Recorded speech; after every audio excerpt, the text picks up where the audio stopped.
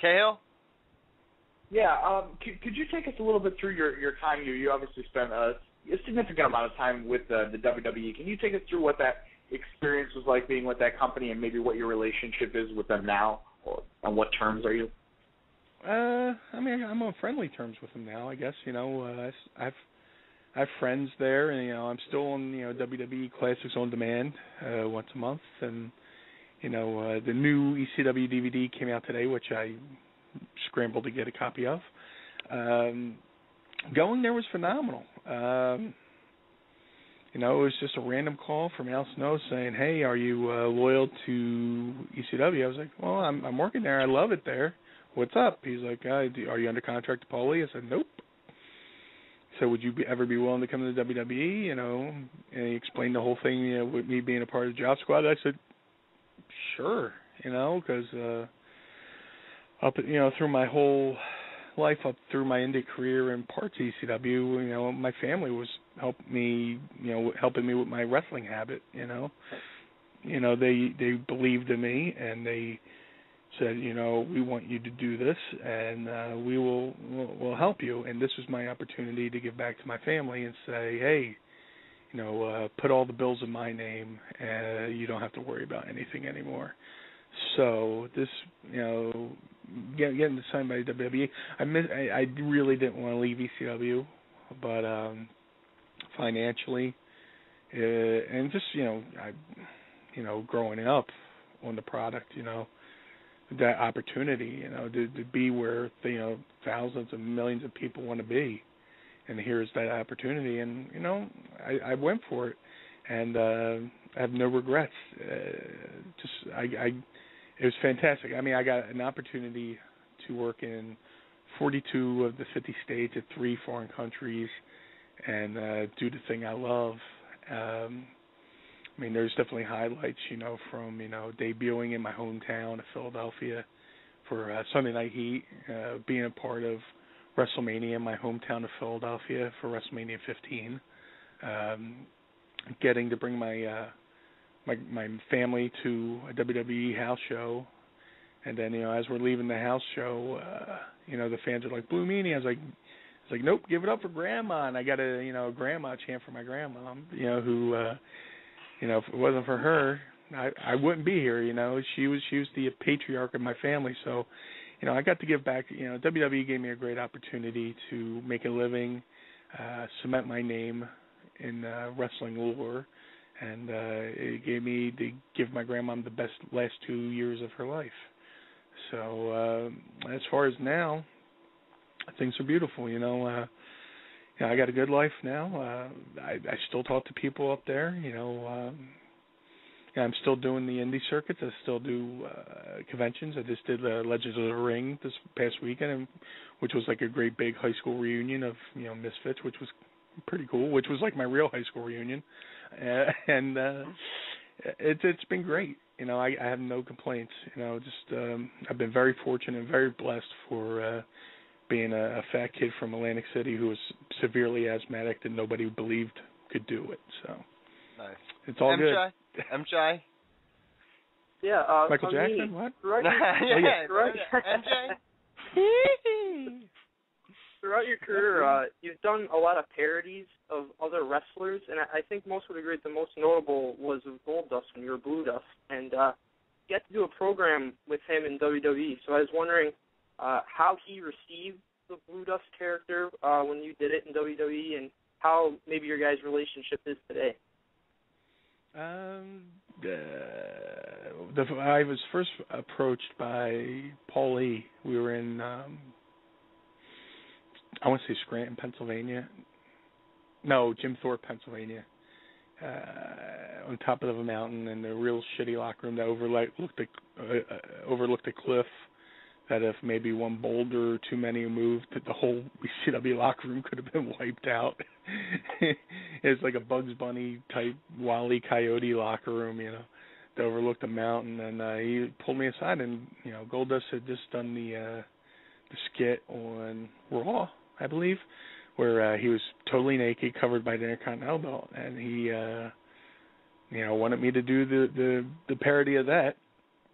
where I'm I'm sure you can find it on YouTube, where I'm naked in the school playground and covered by the blue Meanie doll, and the whole story in that in itself is bizarre in itself. But I got to do Blue Dust a few times in ECW, and then I went to a random independent show, Jim Kettner's ECWA back in the day. I forget the year, but they had Goldust on the show, and he was wrestling Simon Diamond, who at the time was going by the name Lance Diamond. And I was like, ooh, maybe I should go introduce myself. I'd be like, hey, Dustin, how you doing? I'm Brian the Blue Meanie. He's like, hey, man, how you doing? I was like, I hope you don't mind the whole the Blue Dust thing, He goes, dude, I don't care, man. That's awesome. Thank you. Imitations, serious form of flattery and all that stuff, and it was cool. And then, I don't think I saw him again after that until I went back to WWE, and we were just traveling together day in and day out, and I was doing the Job Squad thing, and then Al had his feud with. I was doing play-by-play on the Al Snow match, and Goldust came out and stole the head, and I ran back and tried to help him get it, and that's when I pitched the idea to Vince Russo. I was like, hey, in ECW, I did the whole Blue Dust thing, this would be a good opportunity for me to try to get revenge for Al Snow, to get the head back. I could play mind games with him, and then it led to a little feud, and then we had our match at St. Valentine's Day Massacre, which a lot of people, I get a lot of positive feedback for. The only bummer about that match was, Dustin's back was tore up, and he was having real severe back pains at the time, and it was touch and go on how long we can go, and we could have went maybe, if his back had been a little bit better, we might be able to go a little bit longer, but I'm glad that people still bring up that match, to this day, and Dustin's a great guy. We traveled together, and we would just shoot the shit and just talk and just be goofy. Going through the airport, he would tell me, stand back like 20 feet from me. I would drop back 20 feet, and he would do the fake Tourette's gimmick that he would do that later became an on-screen bit. And he'd be following him and watching these people react to him, and it got to the point where one time we were about to get on the airplane, and these little old ladies come up there, all Hebner, going, is it safe to get on the plane with him? And we were like, no, ma'am, he's okay. We just gave him his medicine, and he'll calm down. We're just, it's hysterical, and I still see him here and there, on Independence, and now we're. Me and him are also Twitter buddies, and hopefully, our paths cross again on the, maybe the independent scene, whether it be an independent show or do a signing together as Goldust, Blue Dust, or whatever, But Dustin's a really good guy, real just down to earth guy. Sometimes I'm sure he's a little bit misunderstood, but I love him. He's a good dude, and he, when they paired us up together, he ran with it. He was like, let's do this. Let's make it work. And we would pitch ideas, and and we would go around the loop with him wrestling the Godfather, and we had some pretty good matches. So I'm thankful that he was receptive to having me as part of his his repertoire for a while. Yeah, I'll tell you what. We'll wrap up with Extreme Rising one more time.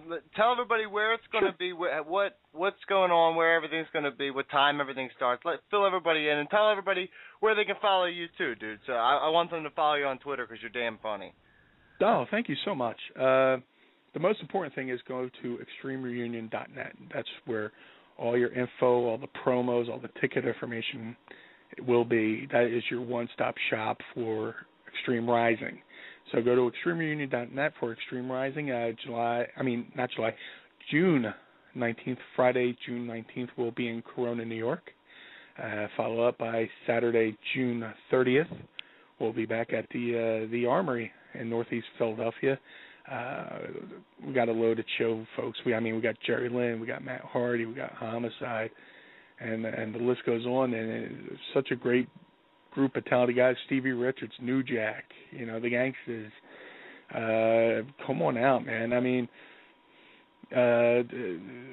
do the old Men in Black brainwash technique and forget Extreme Reunion, and just come look forward to Extreme Rising, and we're going to bust our ass to give you a good show. So come on out and follow me also, because I'll be posting information about it. I'm on Twitter almost constantly at twitter.com/TheBlueMeanie, THEE Blue Meanie. It would be the Blue Meanie, but some jerk off in Germany stole the Blue Meanie, and I'm trying to get it back. So I'm gonna have to buy a plane ticket and Jane Silent Bob his ass to get my name back. So, but in the meantime, Blue Meanie's not bad though. It's unique. No, it fits your character. You know what I mean? Yeah. It's whimsical. It's almost whimsical. Yeah. I'm defending it at this point. I have no fucking idea. It was on this night that the Blue Meanie wore the Daisy Dukes and half shirt. Fantastic. Nice. Awesome. Well, listen, man, we really appreciate you taking the time to come on the show, dude. We really do. Thank you for man. Thanks for having me. Thanks for having me on your airwaves or your internet waves and all that good stuff. And we dominate all waves, dude. We dominate all waves. Ocean waves, all kinds of fucking waves. Yeah, I make a lot of waves when the belly flops. So That's right. That's right, you do. Holy shit. All right, brother. Listen, man, we really appreciate it. Thank you for taking the time, man, and keep in contact. Guys, have a great night. Have a great night and come to Extreme Rising. Take care. Thank you, brother. See you, man.